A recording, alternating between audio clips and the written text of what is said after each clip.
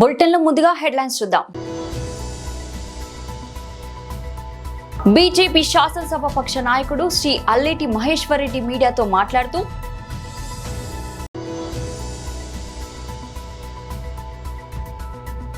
తెలంగాణ భవన్లో బీఆర్ఎస్ నాయకుల press meet.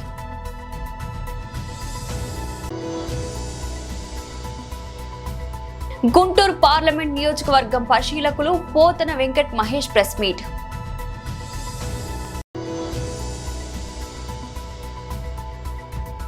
పరువు హత్యలపై సుప్రీంకోర్టుకు విజయ్ టీవీకే పార్టీ.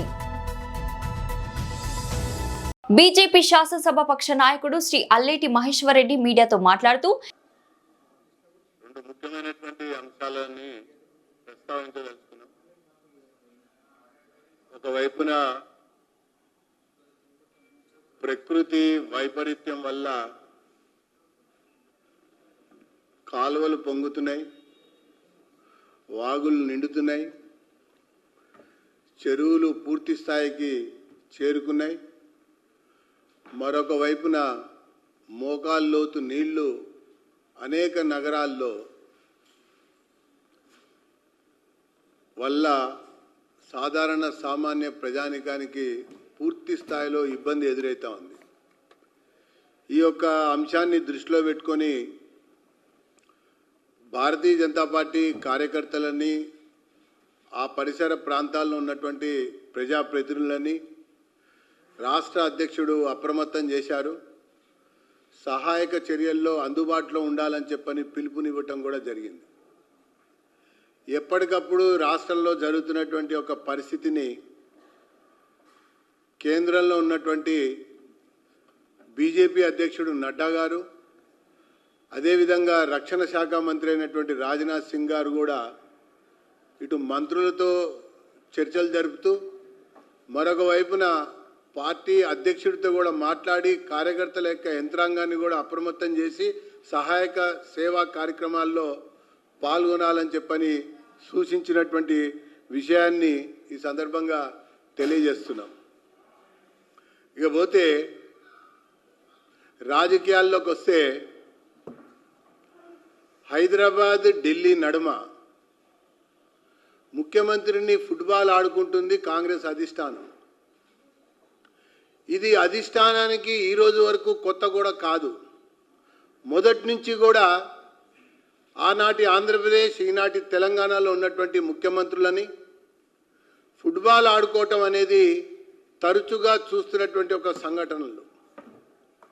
ఈ ముఖ్యమంత్రి ఇప్పటికే ఆ రకంగా హైదరాబాద్ ఢిల్లీ, ఢిల్లీ హైదరాబాద్ చక్కర్లు కొడుతూ ఫుట్బాల్లా నలిగిపోతున్నటువంటి విషయాన్ని కూడా మనం చూస్తున్నాం. ఈ మధ్యలో ఒకవైపున రాహుల్ నిలబడ్డాడు, ఇంకొక వైపున ప్రియాంక నిలబడ్డది. ఇద్దరి నడుమ రేవంత్ రెడ్డి ఉన్నాడని ఒక పెద్ద వార్తగా కాంగ్రెస్ నాయకులు చెప్పుకుంటా ఉన్నారు. మరొక వైపున హెలికాప్టర్లో కూడా వీళ్ళే కలిసి పయనించారు అన్నటువంటి విషయాన్ని కూడా ఒక పెద్ద వార్తగా ఎవరికి వాళ్ళు చిత్రీకరించుకుంటూ పత్రికల్లో ప్రచార సాధనాలకి అందించారు. మధ్యలో నిలబెట్టింది ఆడుతున్నటువంటి ఫుట్బాల్కి నిదర్శనం ఒకటైతే, జరగబోయేటువంటి ఒక బీహార్ ఎన్నికల్లో జరగబోయేటువంటి కాంగ్రెస్ యొక్క ప్రచార కార్యక్రమంలో బీహార్ ట్యాక్స్ ఏ రకంగా రేవంత్ రెడ్డి నుంచి, తెలంగాణ రాష్ట్రం నుంచి వసూలు చేయాలన్నటువంటి ఒక ఆలోచన మేరకు ఈయనకి పెద్దపీట వేసినట్టుగా నటిస్తున్నారు. తెలంగాణ భవన్లో బీఆర్ఎస్ నాయకుల ప్రెస్ మీట్. ఈ ప్రభుత్వం మాత్రం నిమ్మకు నీరెత్తుకున్నట్టు కూర్చొని ఆ ముందు ఆ వరద నష్ట నివారణకు ఏదైతే ప్లాన్ చేయాల్సిందో అది చేయలేకపోయింది. ఇప్పటికి కూడా కామారెడ్డి, సంగారెడ్డి, మెదక్ ఏరియాలో ఏదైతే భారీగా కుంభవృష్టి పడ్డదో, రికార్డు మించి ఏదైతే వర్షం పడ్డదో, ఏదైతే క్లౌడ్ బర్స్ట్ అంటారో, కేవలం 5-6 గంటల్లోనే 25-30 సెంటీమీటర్లు పడి అక్కడ నానా బీభత్సం జరిగింది. అయితే ఇలా చెప్పాల్సింది ఏంటంటే ప్రభుత్వమే ఈ 2 రోజుల్లో భారీ వర్షాలు ఉన్నాయి అని ఒక హెచ్చరిక మాత్రం చేసి వదిలిపెట్టింది.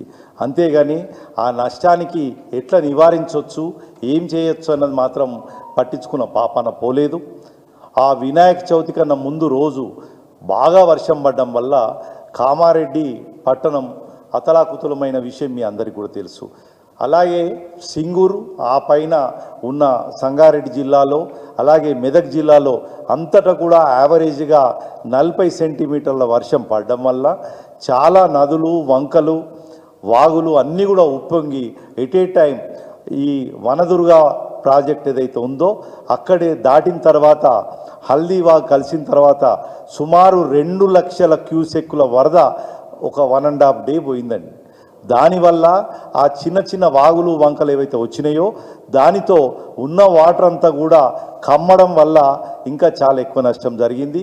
మెదక్ జిల్లాలో, సంగారెడ్డి జిల్లాలో, కామారెడ్డి జిల్లాలో సుమారు 1,00,000 ఎకరాలకు సంబంధించిన ఏదైతే పంటలన్నీ కూడా మునిగిపోయినాయి.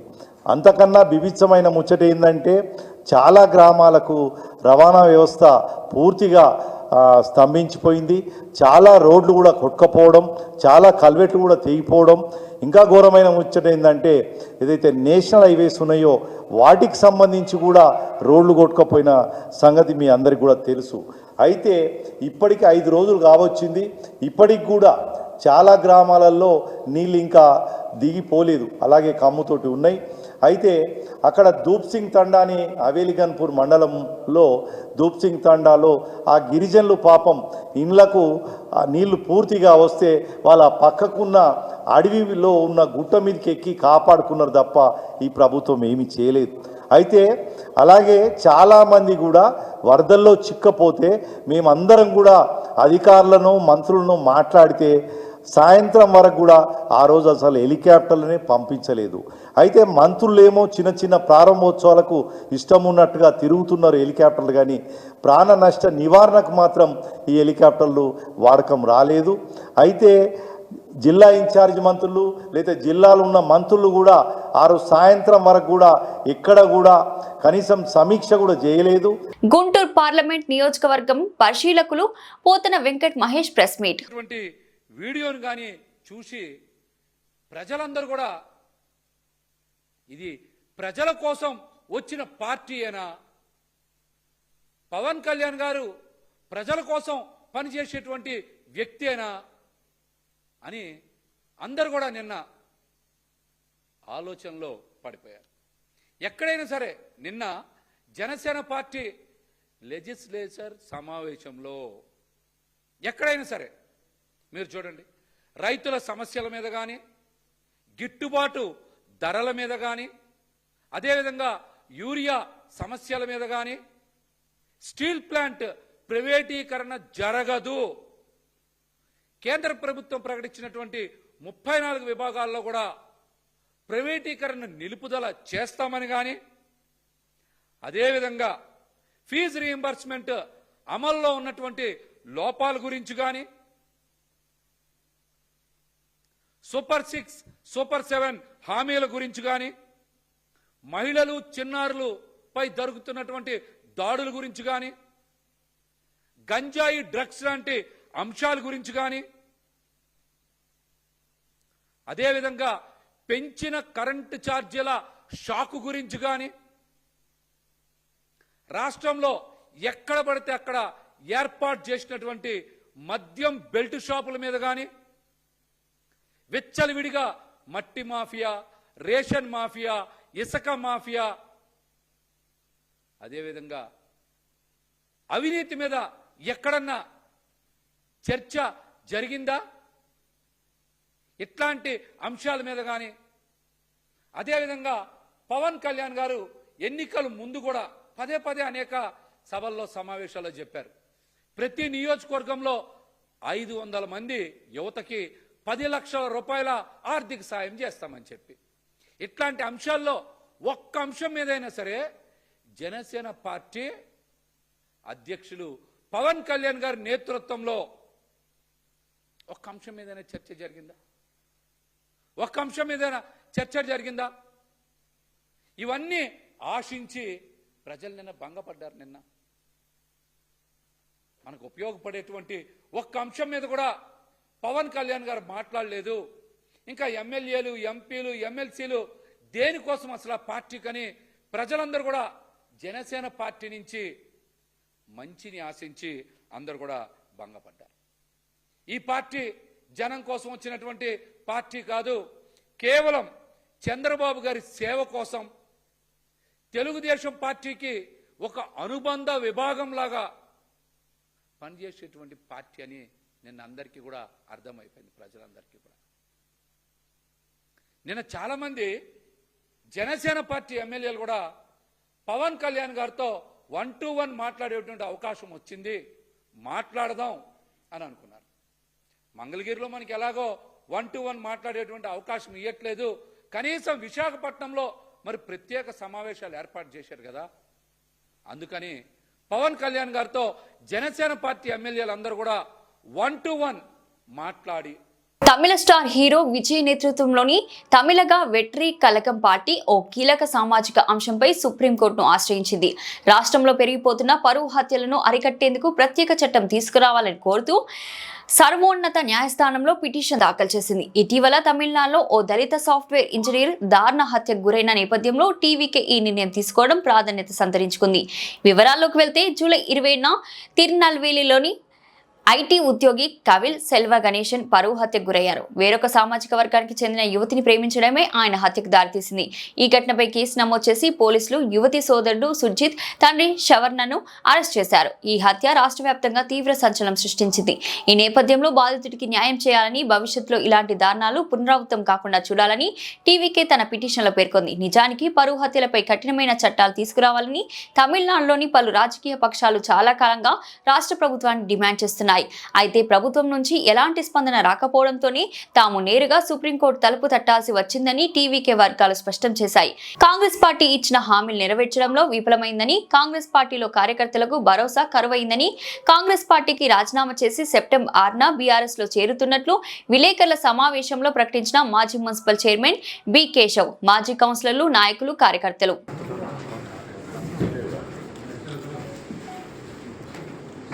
మీడియా మిత్రులందరికీ పేరు పేరున ఆయన నమస్కారం.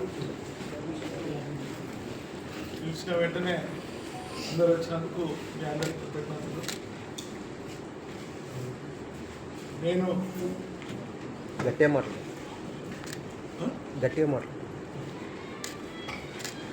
నేను కాంగ్రెస్ పార్టీ లోపల పనిచేయడం జరిగింది. ఈరోజు కాంగ్రెస్ పార్టీకి రాజీనామా చేసి 6వ తారీఖున మరియు 6వ తారీఖు ఏమైనా ఇబ్బందులు ఉంటే 10వ తారీఖు ఈ 2 తేదీ లోపల భారత బీఆర్ఎస్ పార్టీ కార్యనిర్వాహక అధ్యక్షులు కల్వకుంట్ల తారక రామారావు గారి సమక్షం లోపల పార్టీలో చేరడం జరుగుతుంది. నాతో పాటు పలువురు కౌన్సిలర్లు, పలువురు సర్పంచులు, పలువురు ఎంపీటీసీలు, మా మార్కెట్ యార్డ్ వైస్ చైర్మన్ గారు, వీరితో పాటు పెద్ద ఎత్తున బీఆర్ఎస్ పార్టీలో చేరడం జరుగుతుంది. పార్టీ మారడానికి ఉద్దేశం, పార్టీ గతం లోపల కాంగ్రెస్ పార్టీ లోపల కార్యకర్తల సమావేశం ఏర్పాటు చేసి సుమారు 2000 మంది గత 2 నెలల కిందట పార్టీ లోపల మరి కార్యకర్తల భవిష్యత్తు గురించి మాట్లాడడం జరిగింది. మరి పార్టీ పిలిచి ఏమైనా మాట్లాడుతుందేమో అనుకున్నాం, కానీ ఎవరు ఎలాంటి స్పందన లేదు. కాబట్టే మరి ఈరోజు కాంగ్రెస్ పార్టీకి మా అవసరం లేదని నిర్ణయించుకున్న తర్వాత బీఆర్ఎస్ పార్టీలో చేరడానికి సన్నద్ధం చేసుకోవడం జరిగింది. జుబ్బల్ సంస్థలో చేరారు, జుబ్బల్ మీకు లోకైచ్చినట్లేనా? లోకైచ్చినరా అనేది మీకే తెలుసు. మరి పార్టీలో చేర్చుకున్న వాళ్ళు ఆలోచించుకున్న వాళ్ళు పార్టీలో చెప్పేది ఒకటి చేసేది ఒకటి అంటే మరి మీకే అన్నీ తెలుసు. మీరు నాకంటే మీకే ఎక్కువ తెలుసు ఏం జరిగింది గద్వాల నియోజకవర్గ కాంగ్రెస్ పార్టీ గురించి, రాజకీయ కారణాలు కూడా మీకే తెలుసు. మొన్నటిదాకా తాజామాగి మున్సిపల్ చైర్మన్ మీరు ఏ పార్టీ నుండి గెలిచినప్పుడు? బీఆర్ఎస్ పార్టీ నుంచి గెలిచి మళ్ళీ బీఆర్ఎస్ పార్టీలోకి వెళ్తుంది. మళ్ళీ బీఆర్ఎస్ పార్టీల కంటే ఏ పార్టీ తెలంగాణ